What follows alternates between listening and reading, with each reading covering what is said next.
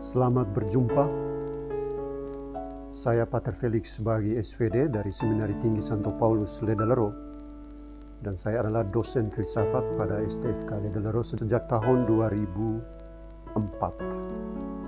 Pada kesempatan ini saya ingin memperkenalkan pemikiran filosofis seorang filsuf Prancis berketurunan Yahudi, Emmanuel Levinas. Levinas, dan mengapa harus dia? Apa yang menarik dari pemikir ini? Dan apa yang perlu kita kaji dari pandangannya sehingga bisa mempengaruhi perkembangan filsafat di abad ke-20 dan secara khusus pada abad ke-21 ini. Mungkin baik untuk mengenal pemikiran filosofisnya secara mendalam, alangkah baiknya kita terlebih dahulu pergi ke pribadi filsuf ini. Secara singkat, dia dilahirkan pada tanggal 12 Januari 1906 di Kaunas, Lituania. Kemudian di tahun 1923, Levinas pindah ke Strasbourg di Prancis dan belajar filsafat bersama Merleau-Pradnis, studi psikologi bersama Charles Blondel, dan juga belajar sosiologi bersama seorang pemikir Prancis, Maurice Hafswa. Yang lebih menarik lagi, di tahun 1928 dan 1929, Levinas menetap di Freiburg, dan di sana dia berkenalan dengan pemikir besar dalam aliran fenomenologi, Edmund Husserl. Seperti yang kita tahu bahwa Husserl adalah pendiri fenomenologi, dan juga dari Husserl lahirlah beberapa pemikir besar seperti Heidegger, Paul Ricoeur, Levinas, Gadamer, dan lain sebagainya. Dengan memusat perhatian pada Edmund Husserl, Levinas mengarahkan seluruh pemikirannya kepada teori intuisi fenomenologi Husserl, yang sekalian juga sebagai topik disertasi doktoralnya.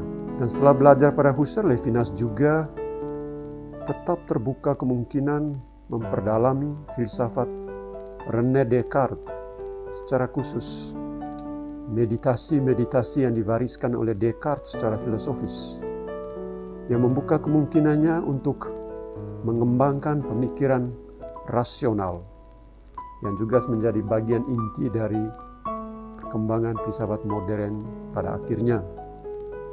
Dan juga dari kemungkinan ini, dengan belajar dari Husserl, Levinas akhirnya berjumpa Martin Heidegger, secara khusus dalam kaitannya dengan teori ontologi Heidegger.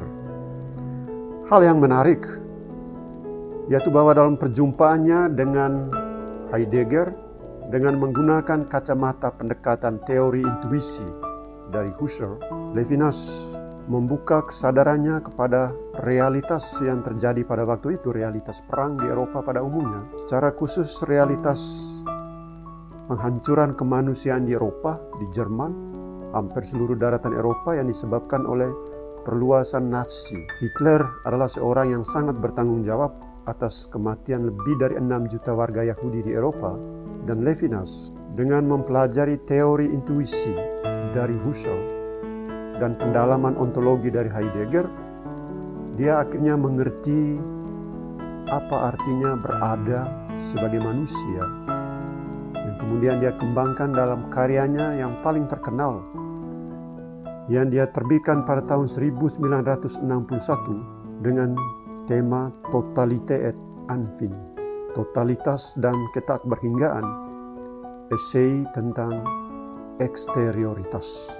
Baiklah, dengan itu mari kita langsung mendalami pemikiran Levinas dengan bertolak dari karya pentingnya Totalité et Infini.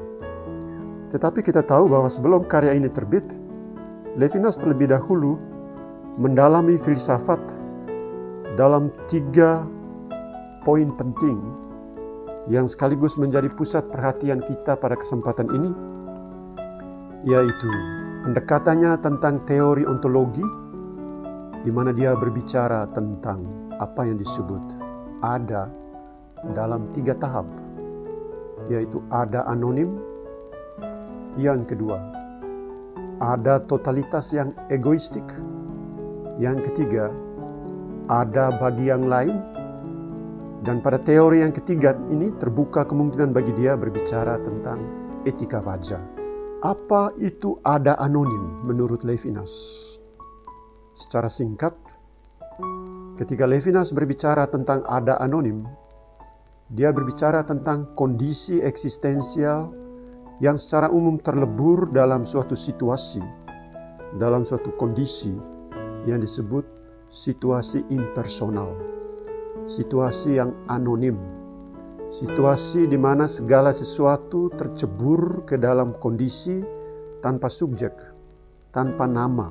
Tanpa subjek, tanpa nama, ini mengandaikan bahwa di sana, di dalam situasi ada anonim ini, yang terjadi di sana adalah situasi kaos. Segala sesuatu terlebur, segala sesuatu direduksi, segala sesuatu diabaikan. Subjek tak diperhitungkan, nama diabaikan, apalagi cara berada. Inilah yang terjadi ketika dia menulis karyanya Existence and Existent, di mana dia menggambarkan situasi yang disebut situasi horor, horrible, panik. Ada anonim berarti ada secara umum di mana subjek manusia direduksi kepada yang anonim, kepada yang horor, kepada yang terrible. Ada anonim adalah ada di mana segala sesuatu subjektivitasnya, identitasnya tidak diperhitungkan. Ini yang terjadi dengan pembantaian 6 juta orang Yahudi oleh Hitler. Kerakusan Hitler untuk menegaskan otoritas dirinya, dia membabat, menyapu rata, membunuh semua orang. Kira-kira hal ini terjadi sama seperti sekarang yang sedang terjadi di Ukraina, ketika Putin dengan nafsu dan egoisme kekuasaannya menghancurkan seluruh eksistensi, juga geografi dari Ukraina, dan warga Ukraina banyak yang meninggal. Levinas pada tahun 1917 pernah mengenyam pendidikan di Ukraina pada saat revolusi 1917 di Rusia sedang berlangsung. Dia mengalami secara langsung bagaimana peristiwa-peristiwa besar yang terjadi di Eropa itu yang disebabkan oleh Hitler. Ada anonim menjadi identitas secara umum ketika perang merajalela di Eropa. Dan sekarang kita juga sedang mengalami kondisi ada anonim di Ukraina, di mana subjek manusia direduksi ke dalam ontologi. Ontologi yang dimaksud ini adalah cara berada yang tunggal yang dipersonifikasi oleh figur Putin.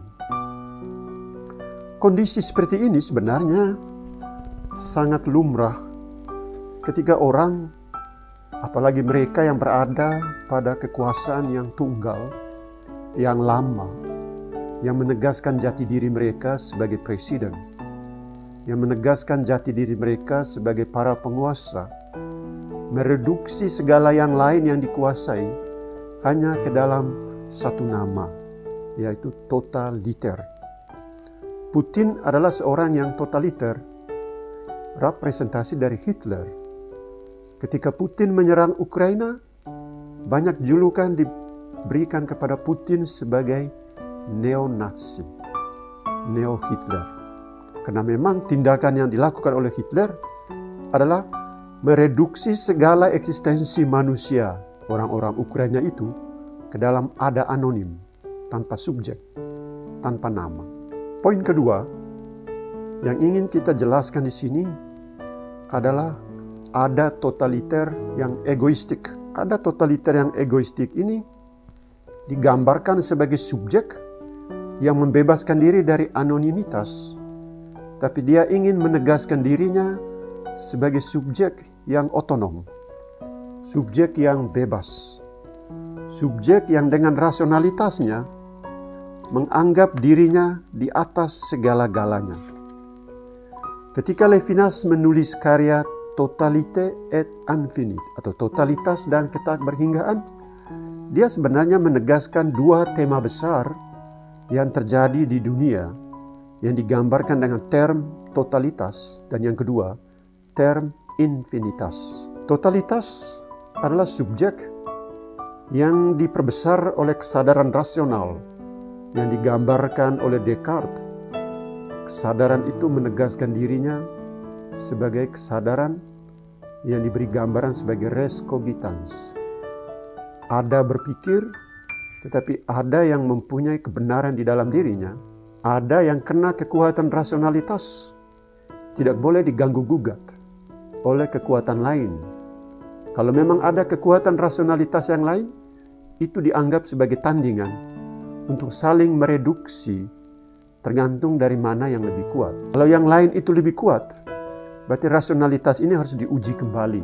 Ketika Levinas menggunakan term ini, totalite, dia membuka kesadaran kita untuk melihat dan juga untuk menyadari, sekaligus untuk membaca realitas sosial di mana banyak orang, dan juga secara khusus di Eropa, sedang mengembangkan ilmu pengetahuan modern, teknologi, dan juga segala rahasia kemajuan yang bersifat materialistik. Totalitas digambarkan Levinas secara sangat luas. Tentu yang paling pertama tentang subjek manusia yang egoistik. Tetapi yang kedua secara kolektif. Totalitas digambarkan sebagai suatu bentuk kekuasaan, sistem, dan juga struktur kebudayaan yang menegaskan eksistensi dan jati diri mereka di hadapan sistem yang lain, dan juga menindas, mengabaikan, dan juga mereduksi segala yang lain hanya ke dalam satu entitas. Prinsip hidup ada yang totaliter ini menurut Levinas digambarkan dengan term enjoyment. La vie et amour de la vie. Hidup adalah sukacita di dalam hidup. Artinya di situ, di dalam karya Totality and Infinity, Levinas menggambarkan kekuatan yang paling besar dalam diri subjek yang totaliter adalah kekuatan keinginan. Besoin dalam term Prancis, tapi dalam term Inggris digambarkan sebagai the need. Beda dengan desire, le désir. Artinya di situ, kontras antara keinginan dan kerinduan, antara besoin dan désir, adalah kontras antara metafisika dan juga totalitas. Ketika manusia hidup dengan basisnya pada keinginan, berarti dia hidup dengan berbasis pada keinginan-keinginan yang biologis, materialistik, mengejar kekuasaan, mengejar seluruh keinginan yang mengenyangkan diri sendiri. Keinginan adalah salah satu karakter dari manusia yang tinggal di dalam dunia, karena memang kondisi eksistensial manusia adalah tinggal di dalam dunia. Levinas menggambarkan itu dengan term seshoa. Seshoa berarti orang merasa betah dengan dirinya sendiri di suatu dunia, sambil menganggap dunia yang lain bukan suatu dunia. Ini yang terjadi dengan apa yang sedang diperjuangkan oleh Putin, Rusia. Putin menganggap dunia itu sebagai seshoa, rumahnya. Ukraina bukan rumahnya. Ukraina itu adalah tempat melancong kekuasaan dan juga tempat melancong keinginan untuk membuktikan dirinya di sana, karena Putin adalah seorang pribadi yang totaliter, seperti itu katanya. Tetapi kita tahu bahwa struktur kepribadian yang egoistik dalam totalitas ini, dengan keinginan mengembangkan, memperluas kebutuhan-kebutuhan tubuh biologis, memperluas wilayah geografi kekuasaan yang digambarkan Levinas sebagai rumah, memperluas usaha-usaha kerja, kapitalisme, memperluas kepemilikan, merampas, menguasai medan geografi wilayah yang lain. Semuanya ini adalah pengembangan dari materialitas subjek yang terendam dan tenggelam di dalam keinginan. Dan keinginan ini digambarkan oleh kapitalisme modern sebagai satu-satunya kekuatan mereka ketika mereka harus membuat semacam ekspansi kemanapun mereka berada. Yang kedua, apa yang disebut kerinduan metafisis, yang Levinas katakan ini dalam pembukaan karya Totality and Infinity. Pada bagian yang paling pertama, Levinas menulis desire de l'invisible, desire of the invisible, kerinduan akan yang tak kelihatan. Kerinduan akan yang tak kelihatan ini membuka kemungkinan bagi kita bahwa seberapapun kuat egoisme dan kerakusan kita, ada dimensi lain yang disebut Lowtri, yang lain, lian, atau dipersonifikasi sebagai dia yang lain, wajah, yang kemudian datang dalam pribadi janda, yatim piatu, dan orang asing. Mereka ini adalah representasi dari ketakberhinggaan yang menggugat, mengganggu, dan juga meruntuhkan totalitas, egoisme, dan juga sikap-sikap ingat diri yang sangat membahayakan. Term infinity atau ketakberhinggaan ini dilihat oleh Levinas sebagai medan etik. Artinya di sini Levinas menggunakan term ini dengan meminjam spiritualitas Yahudi. Dia konkretkan dalam term wajah. Yang lain yang tak berdaya datang sebagai wajah, enigma dari yang tak berhingga, yang menegur totalitas, yang memberi awasan kepada totalitas diri, yang juga yang mengguncangkan totalitas diri. Wajah, dia yang lain yang datang sebagai wajah adalah enigma, jejak dari yang tak berhingga. Kalau kita mau berbicara tentang etika, kita mau berbicara tentang teguran dari yang lain atau wajah kepada totalitas diri, kepada egoisme. Di sini etika dimulai. Karena apa yang disebut etika hanya mungkin kalau kesadaran diri yang egoistik, kesadaran itu diruntuhkan oleh kehadiran yang lain yang tak berdaya. Wajah, janda, yatim piatu, orang asing, bayi yang menangis di pinggir jalan, bangkai mayat yang dihancurkan oleh senjata-senjata perang, tubuh yang tertindih reruntuhan gedungan, nama-nama yang dilupakan begitu saja. Mereka adalah wajah kemanusiaan yang menegur totalitas diri, egoisme, dan karena itu di sini kesadaran yang baru, kesadaran kehancuran totalitas diri karena kehadiran ketakberhinggaan di dalam wajah itu.